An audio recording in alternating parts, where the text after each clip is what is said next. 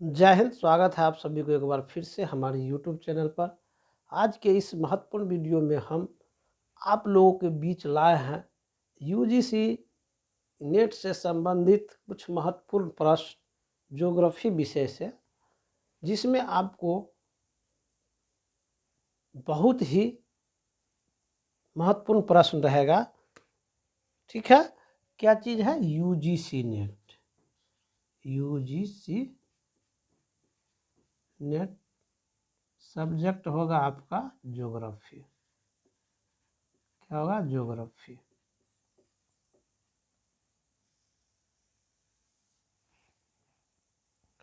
तो ज्योग्राफी में जो है आपको जो है महत्वपूर्ण प्रश्न जो है आप लोगों को जो है आज के वीडियो में रहेगा, इसलिए आप सभी जो शुरू से लेकर के अंत तक बने रहेंगे। यदि चैनल पर नए हैं तो चैनल को सब्सक्राइब और लाइक जरूर करेंगे। तो चलते हैं, शुरू करते हैं। सेंट एंड्रेज भ्रंश किसका धोदक है? ठीक है, पहले हम नोट कर देते हैं ताकि आपका वीडियो लंबा नहीं हो। तो सेंट एंड्रेयूज भ्रंश किसका धोदक है? सेंट एंड्रेयूज भ्रंश किसका धोदक है? तो पट्टिका प्लेट कंजर्वेटिव मार्जिन। क्या है? पट्टिका, या उसको प्लेट बोलिए या कंजर्वेटिव मार्जिन बोलिए। ठीक है, तो क्या पूछता है? सेंट एंड्रेयूज भ्रंश किसका धोदक है? बहुत इंपॉर्टेंट प्रश्न है जो आपको UGC नेट में पूछेगा ही पूछेगा। तो क्या है? सेंट एंड्रेयूज भ्रंश किसका धोदक है? तो पट्टिका या प्लेट, या आप क्या बोल सकते हैं? Conservative margin. क्या बोल सकते हैं? Conservative margin. Conservative margin. ठीक है, सेंट एंड्रेयूज भ्रंश किसका धोदक है? सेंट एंड्रेयूज किसका धोदक है?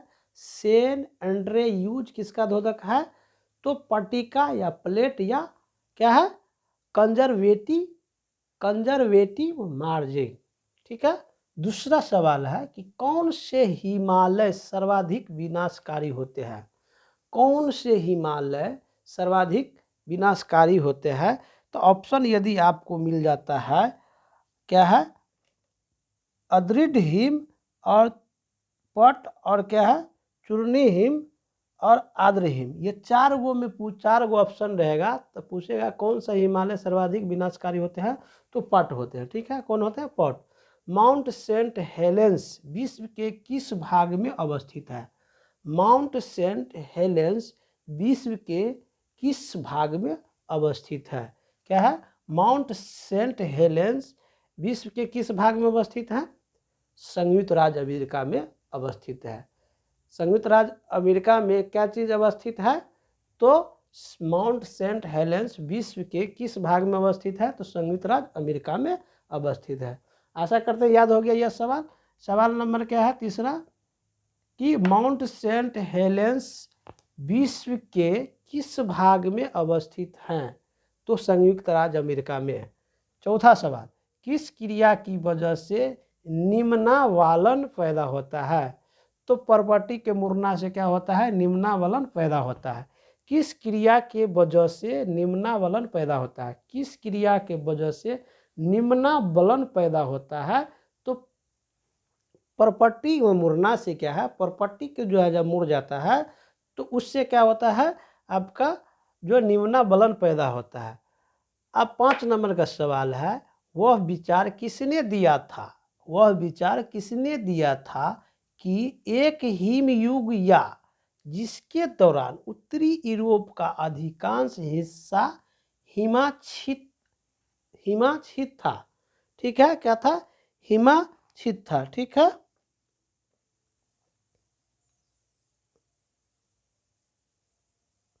क्या है सवाल नंबर? सवाल नंबर है आपका जो है, क्या दिया हुआ है? वह विचार, कौन विचार?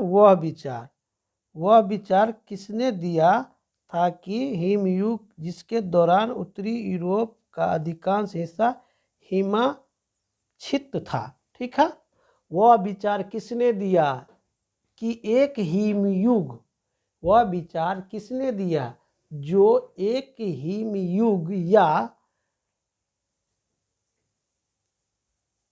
जिसके दौरान उत्तरी यूरोप का अधिकांश हिस्सा क्या है, हिमाच्छिद था। तो कौन सा, तो एल आगासीज, ऐसा प्रश्न है, आपको पूछेगा ही पूछेगा। ठीक है। अब सवाल नंबर 6 है, एकरूपतावाद का सिद्धांत किसने दिया था? एकरूपतावाद का सिद्धांत किसने दिया था? एकरूपतावाद का सिद्धांत किसने दिया था? तो एकरूपतावाद का सिद्धांत दिया था हटन ने। क्या है, जेम्स हटन बोलिए या हटन बोलिए। ठीक है। एकरूपतावाद का सिद्धांत किसने दिया था? तो हटन ने दिया था। रिया तट किसका उदाहरण है? रिया तट किसका उदाहरण है? रिया तट किसका उदाहरण है? तो रिया तट जो है निम्नगन ऊपरी भूमि तटरेखा का उदाहरण है। निम्नगन ऊपरी भूमि तटरेखा का उदाहरण होता है रिया तट। यह वक्त वर्तमान भूतकाल की कुंजी है। यह वक्त वर्तमान भूतकाल की कुंजी है। किस विद्वान द्वारा प्रतिपादित किया गया था? वर्तमान क्या है? वर्तमान भूतकाल की कुंजी है। वर्तमान भूतकाल की कुंजी है। यह किस विद्वान ने प्रतिपादित किया था? तो जेम्स हटन ने के द्वारा प्रतिपादित किया गया था। ये आपका जो है 8 प्रश्न जो है 8 प्रश्न आपको आशा करते हैं 5 मिनट में आपको याद हो गया होगा। अब चलते हैं अगला पॉइंट। ठीक है।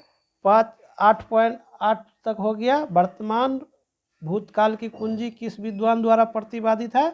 तो जेम्स हटन के द्वारा। ठीक है। अब इसको यहाँ से अगला पॉइंट,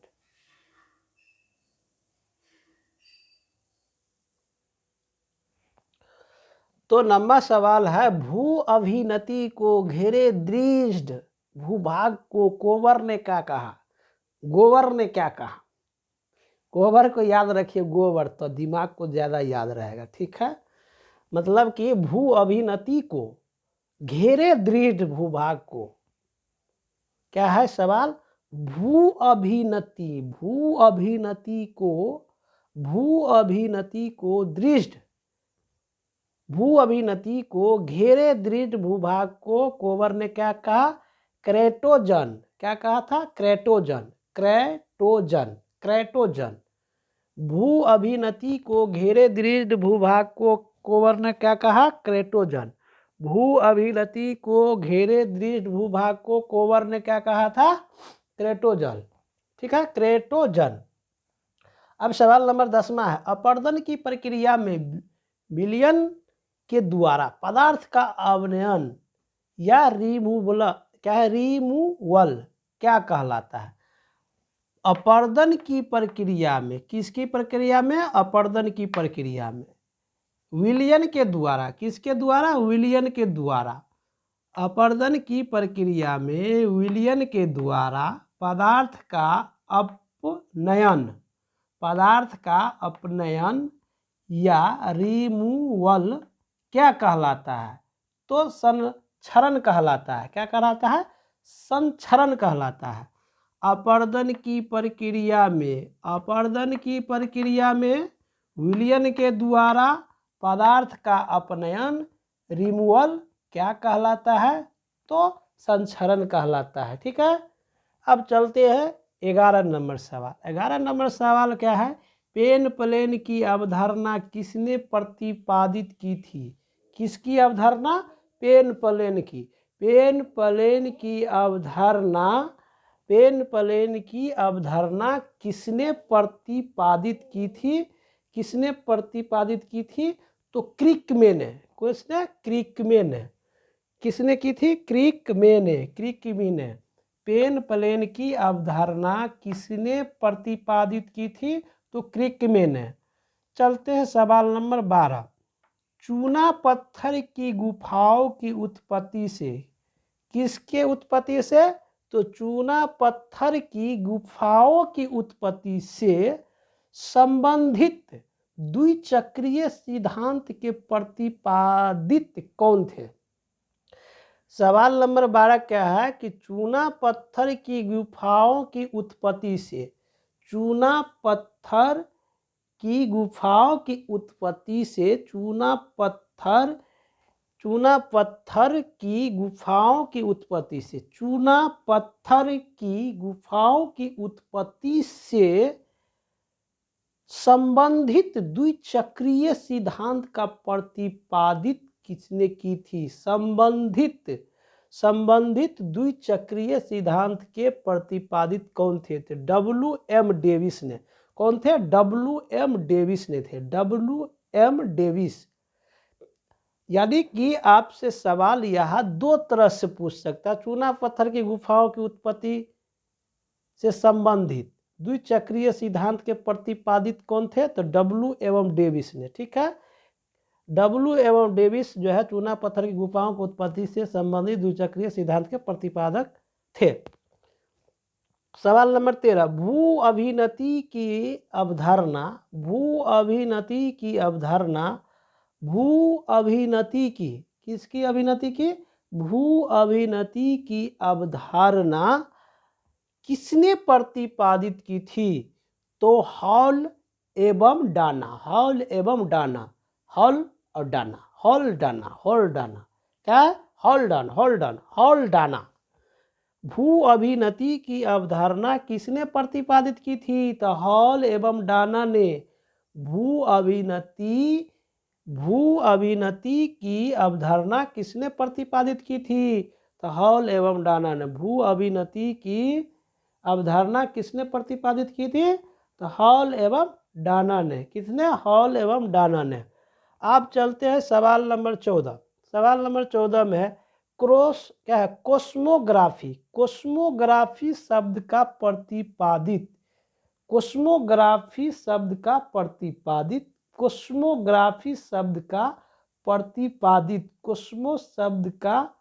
कोस्मोग्राफी शब्द का प्रतिपादित, कोस्मोग्राफी शब्द का, किसके शब्द का? कोस्मोग्राफी शब्द का प्रतिपादित और यूरोनोग्राफी, किसने? यूरोनोग्राफी और जियोग्राफी में विभाजित किसने किया? तो हमबोल्ट ने। कोस्मोग्राफी शब्द का प्रतिपादित, देखिए क्या है? कोस्मोग्राफी शब्द का प्रतिपादित यूरोनोग्राफी, जियोग्राफी में विभाजित किसने किया था? तो हमबोल्ट ने किया था। कोस्मोग्राफी शब्द का प्रतिपादित किसने किया था? तो हमबोल्ट ने। यूरोनोग्राफी और जियोग्राफी में विभाजित किसने किया था? तो हमबोल्ट ने। 3 सवाल आ गया। कोस्मोग्राफी शब्द का प्रतिपादित और उसे यूरोनोग्राफी और जियोग्राफी में विभाजित किसने किया था? तो हमबोल्ट ने किया था। ठीक है, अब चलते हैं सवाल नंबर 15। 15 में क्या है कि गुटेनबर्ग असंतता किसके बीच पाई जाती है? गुटेनबर्ग असंतता किसके बीच पाई जाती है? गुटेनबर्ग असंतता किसके बीच पाई जाती है? गुटेनबर्ग असंतता किसके बीच पाई जाती है? तो पावार और क्रोड के बीच। किसे? पावार और क्रोड के बीच। किसके बीच? पावार और क्रोड के बीच क्या पाया जाता है? तो गुटेनबर्ग असंतता, गुटेनबर्ग असंतता किसके बीच पाई जाती है? तो पावार और क्रोड के बीच। पावार और क्रोड के बीच क्या पाई जाती है? तो गुटेनबर्ग असंतता। गुटेनबर्ग असंतता किसके बीच पाई जाती है? तो पावार और क्रोड के बीच। अब चलते हैं सवाल नंबर 16। नदी समतल की अवधारणा, नदी समतल की अवधारणा किसने प्रतिपादित किया था? नदी समतल की अवधारणा किसने प्रतिपादित किया था? नदी समतल की अवधारणा किसने प्रतिपादित किया था? नदी समतल की अवधारणा किसने प्रतिपादित किया था? तो क्रीक में, ठीक है। नदी समतल की अवधारणा किसने प्रतिपादित की थी? तो क्रीकमैन है। नदी समतल की अवधारणा किसने प्रतिपादित किया था? तो क्रीकमैन ने। किसने? क्रीकमैन ने। अब चलते हैं सवाल नंबर 17। 17 का क्या है, अनंत शैल स्तर पर क्षैतिज रेखा की दिशा को क्या कहा जाता है। अनंत शैल स्तर पर क्या है, अनंत शैल स्तर पर क्षैतिज रेखा को क्या कहा जाता है। क्षैतिज रेखा की दिशा को क्या कहा जाता है। अनंत शैल स्तर पर क्या है, अनंत शैल स्तर पर क्षैतिज रेखा, क्षैतिज रेखा को सॉरी क्षैतिज रेखा की दिशा को क्या कहा जाता है। अनंत शैल क्या है, अनंत शैल स्तर पर, देखिए क्या है, अनंत शैल स्तर पर, ठीक है, क्षैतिज रेखा की दिशा को क्या कहा जाता है, तो नतिलंब, नतिलंब। अनंत शैल स्तर पर, अनंत शैल स्तर पर क्षैतिज रेखा की दिशा को नतिलंब कहा जाता है। अनंत शैल, अनंत शैल स्तर पर क्षैतिज रेखा की दिशा को नतिलंब कहा जाता है। उसके बाद है सवाल नंबर 18, पैटरनस्टर झील क्या है। तो पैटरनस्टर झील हिमनदीय सोपानों पर झीलें हैं।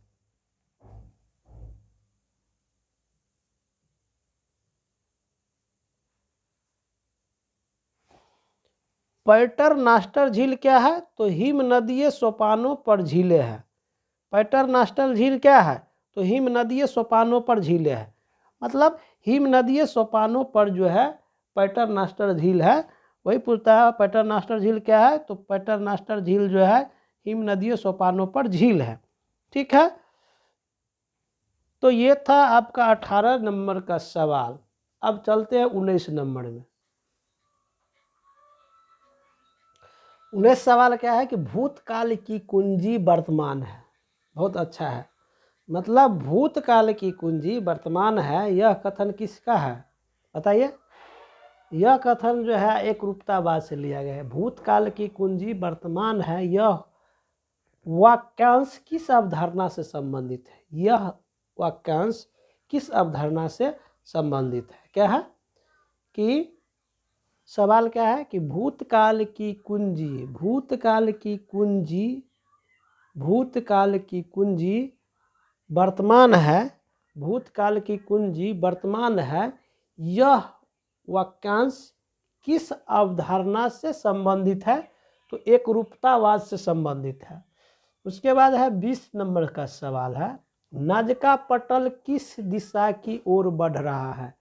नाजका पटल किस ओर बढ़ रहा है, नाजका पटल किस दिशा की ओर बढ़ रहा है। नाजका पटल, नाजका पटल किस दिशा की ओर बढ़ रहा है। नाजका पटल किस दिशा की ओर बढ़ रहा है। नाजका पटल किस दिशा की ओर बढ़ रहा है, तो पूरब की ओर बढ़ रहा है। 21 नंबर सवाल है, मेंटल के ऊपरी भाग, मेंटल के ऊपरी भाग जिसके ऊपर पृथ्वी की प्रॉपर्टी पलवन करती है।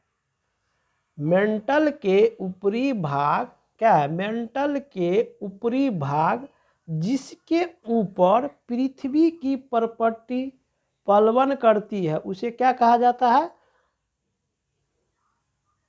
एस्थेनोस्फेयर। क्या कहते हैं, एस्थेनोस्फेयर कहते हैं। क्या कहते हैं, एस्थेनोस्फेयर।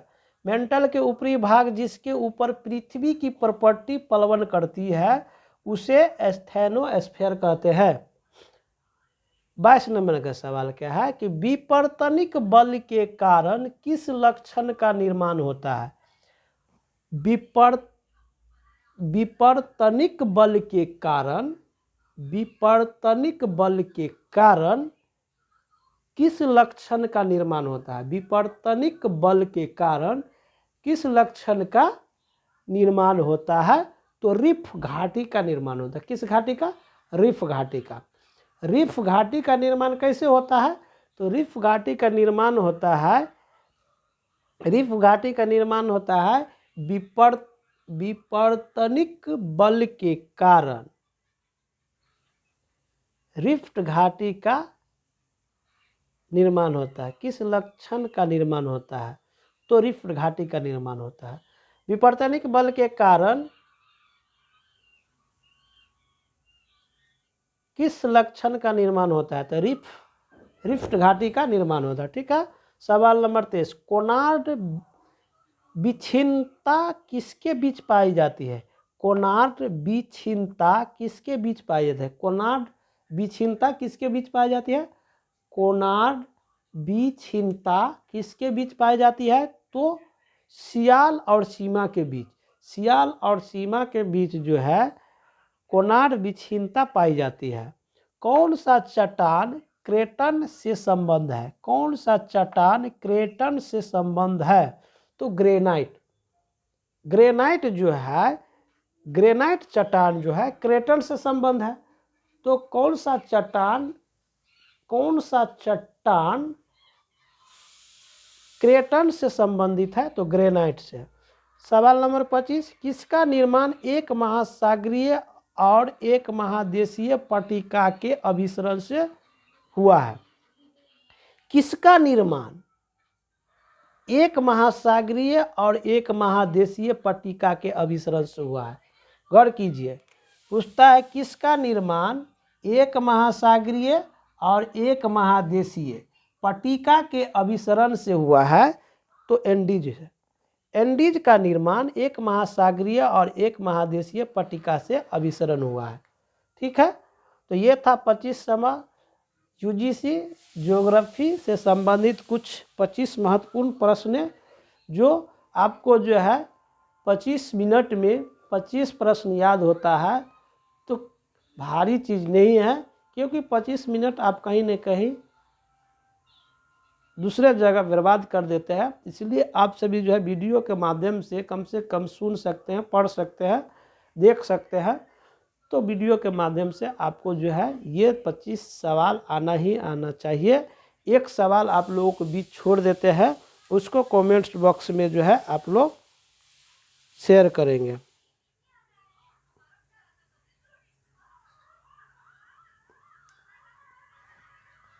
सवाल जो है एक आप छोड़ के जा रहे हैं, उसका जो है कमेंट्स बॉक्स में आप लोग लिखेंगे।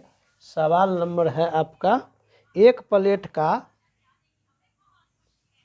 क्वेश्चन है, एक प्लेट का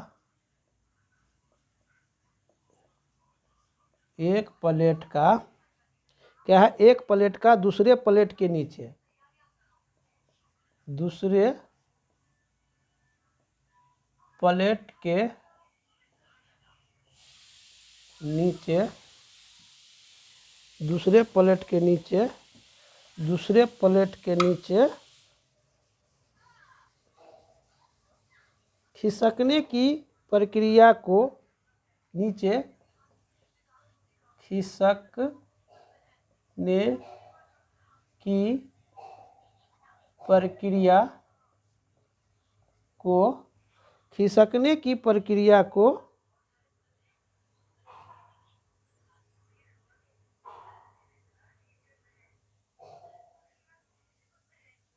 एक प्लेट का दूसरे प्लेट के नीचे खिसकने की प्रक्रिया को